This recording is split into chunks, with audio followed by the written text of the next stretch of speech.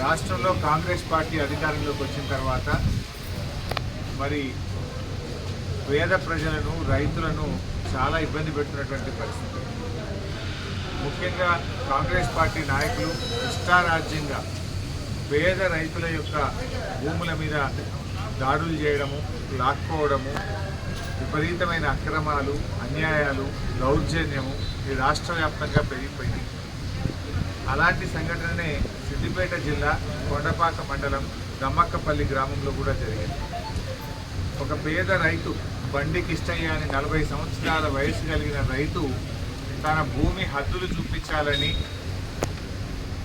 Survey కోసం apply చేస్తే అక్కడికి వచ్చినటువంటి డిఐ ముందు సర్వే చేసి బౌండరీలన్నీ కూడా పెట్టారు. ఆ తర్వాత కాంగ్రెస్ పార్టీ నాయకులు అందరి ముందే ఫోన్ చేసి వాళ్ళ మీద ఒత్తిడి తెచ్చి తిరిగి రెండవసారి సర్వే చేయమని చెప్పారు. రెండవసారి సర్వే చేస్తే మరి హద్దులు మార్చేసి ఈ రైతుకు దారి లేకుండా చేసి ఆ రైతును ఇబ్బంది పెట్టే ప్రయత్నం చేశారు. రైతు నుంచి 20 లక్షల రూపాయలు డిమాండ్ చేశారు. ఇప్పుడు మేము అతని భార్య ప్రాణాపాయ స్థితిలో ఉన్న రైతు కిష్టయ్యతో మాట్లాడినప్పుడు నన్ను 20 లక్షల రూపాయలు అడిగారు. నువ్వు ఎవరికి చెప్పుకుంటావో చెప్పుకో, కాంగ్రెస్ నాయకులు అండదండలు మాకున్నాయి, మీరు ఎక్కడికి పోయినా న్యాయం కాదు అని చెప్పి ఆ రైతును భయభ్రాంతులకు గురి చేశారు.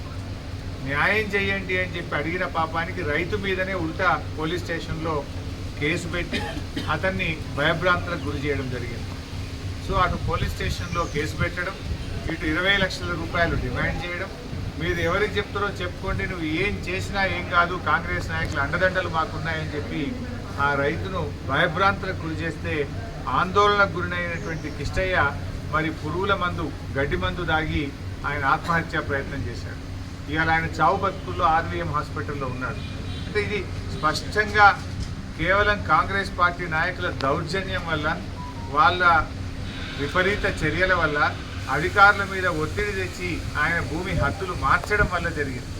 ఇప్పుడే మేము జిల్లా కలెక్టర్ మను చౌదరి గారికి కూడా మాట్లాడాం. దయచేసి దీని మీద అడిషనల్ కలెక్టర్ స్థాయిలో విచారణ జరపాలి. ఆ సర్వే బౌండరీలు మార్చిన డిఐ మీద తక్షణమే చర్యలు తీసుకోవాలి.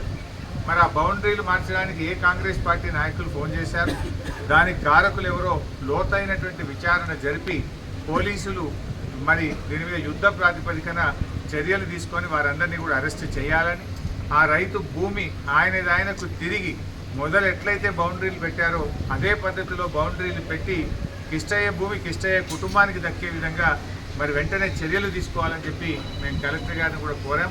మరి ఇప్పటికైనా